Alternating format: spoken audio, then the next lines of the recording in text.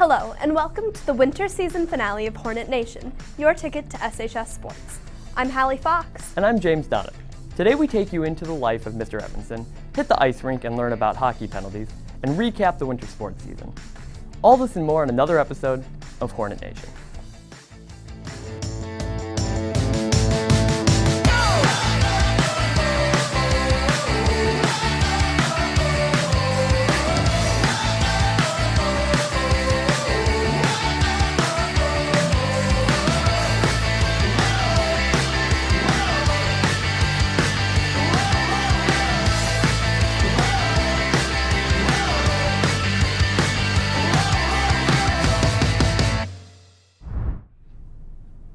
Saline athletics is expansive, to say the least. With 32 teams and over 800 athletes, it takes a lot of work to head Saline athletics, but Mr. Evenson seems to do it with ease.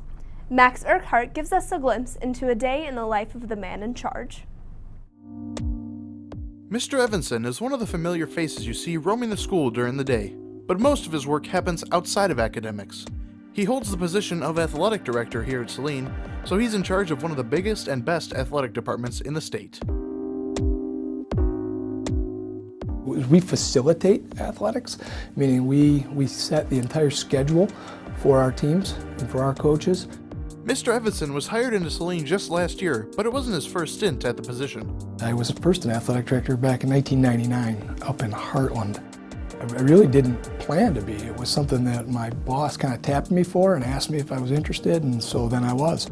Being in charge of such a big part of the community has its challenges, but it's those challenges that Mr. Evenson loves. That pressure is probably that pressure that gets me out of bed at 5 o'clock every day, excited to get to Saline so that I can get out in front of whatever's waiting for me and be on my best. In a given day, in a given week, I have access and communication with tons and tons, literally thousands of people over the course of a school year.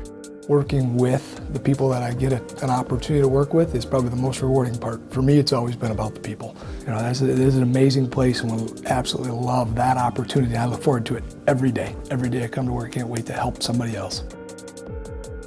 Though he also works as an assistant principal at the school, Mr. Evenson really enjoys his work in athletics because of the competition and his influence on the athletes. During the daytime, what we do is kind of guided by that bell schedule, and it's very, very focused on graduation and that final outcome.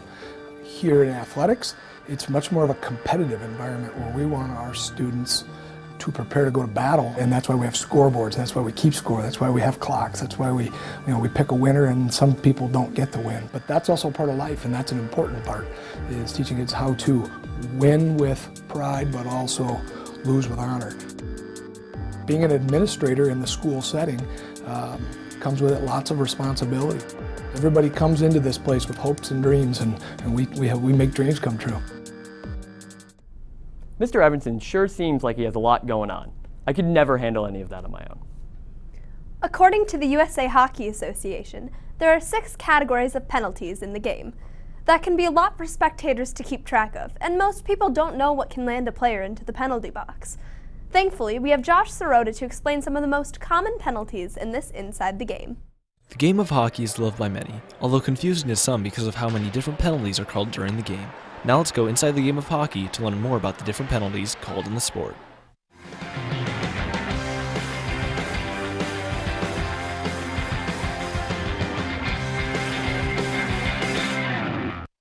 There are 2 types of penalties in hockey, a minor penalty and a major penalty. A minor penalty is less severe and results in the player spending 2 minutes in the penalty box. A major penalty is much more severe and usually results in 5 to 10 minutes spent in the box. A game misconduct is when the player is suspended from the current game, and depending on how severe the call is, they may be suspended for more than 1 game. The first penalty we'll be going into is interference. The most basic definition of interference is when one player blocks the progress of his opponent when his opponent does not have possession of the puck. This is a minor penalty that results in 2 minutes served in the penalty box. Another very common penalty is hooking. Players will often hook each other when they want to stop a player from scoring or if they want to restrain a player from gaining possession of the puck. This is also a minor penalty. Boarding is defined by the NHL as violently pushing, checking, or tripping a player directly into the boards of the rink. If the boarding is severe enough, or the player on the receiving end is injured, the officials will call it a major penalty, and it may result in a game misconduct. This means that the player will be suspended for the rest of the current game. However, the team will not lose a skater. If the player is not injured and the boarding was not too severe, the player will only receive a minor penalty. Now you've had an inside look at some of the penalties of hockey. Although we are nowhere near to covering them all, these are the basics. I'm Josh Sirota, now back to you in the studio. According to the U.S. Hockey Summary of Penalties, there are over 100 different forms of infractions outlined in the rules of the game. The winter season has been a successful one for many of our teams. Spencer Burgess covers it all in this season recap. Let's take a quick look back on how the Hornets did this winter season. Winning 12 out of 16 games, the boys bowling team finished 3rd in the SEC and 10th at regionals. Drake Jones finished 5th in the conference with an average score of 208.24. The girls team won 8 games and lost 6, finishing 4th in the SEC and 9th at regionals. Abby Mayer placed 2nd at regionals and qualified for states for the 2nd season in a row. At states, she placed 24th with a total score of 1092 over 6 games. With a regular season record of 14-6 and a conference record of 6-4, second-year coach Jake Fosdick and the boys basketball team entered the district tournament on March 6th against Ann Arbor Huron. They lost with a final score of 62-56, ending their season. With a brand new coaching staff, the competitive cheer team won the Saline and Dexter Invitationals. Their season ended after placing 9th at districts, losing to 8th place Bedford by only 0.4 points. With only 5 graduating seniors, the young team looks to rebound next season with more experience. The gymnastics team had a regular season record of 6-4, placing 3rd in their conference meet. The team's season came to an end at regionals where they failed to qualify for states. However, individually, Lisa Hyder and Sarah Finkowicz qualified for states on the uneven bars event. The state competition will take place on March 11th at Canton Plymouth High School. The Saline swim and dive team won 11 out of 12 meets in the SEC Red Division and took 2nd in the SEC Red Invitational meet with a score of 506 points. Saline divers Colin Newhan, Jack Loveland, and Dakota Herbis qualified for the state meet taking place on March 10th and 11th. After winning their 7th straight district championship, the wrestling team lost 79-0 to Bedford in the regional competition on February 15th. For individuals, Dylan Powers was crowned regional champion at 189 pounds, while Danny Propor finished 2nd, which qualified them both for the state finals. At the state finals, Dylan Powers made it to the semifinals before losing a 3-1 decision to Andrew Spiz of Heartland High School. Danny Propor placed 5th in the state at 125 pounds, losing 5-3 in overtime to AJ Facundo from Davison. Under the direction of first-year head coach Paul Fosbender, the hockey team finished with a regular season record of 20 wins, 5 losses, and 1 tie. They defeated Skyline 6-2 to win their first regional championship since 2010. In the next round, the Hornets faced off against Livonia Churchill, winning by a score of 5-4 in double overtime. Next up is Forest Hills in the semifinals. The winner of this game gets to play in the Division II finals on Saturday at 10 a.m. at Comperware Arena in Plymouth.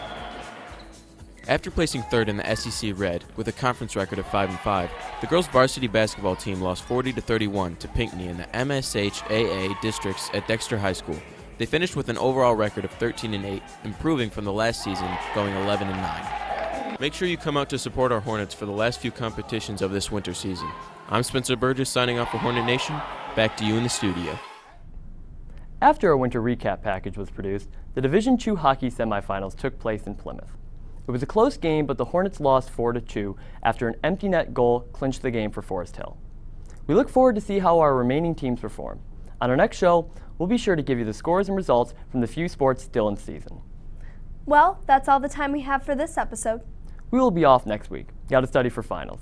Stay tuned for the next show on March 24th when we get to know a Saline skateboarder, sit down with Coach Russello in a coach's corner, and revisit the rant room with Nathan Stearns. Thank you for watching, and have a great weekend, Hornets.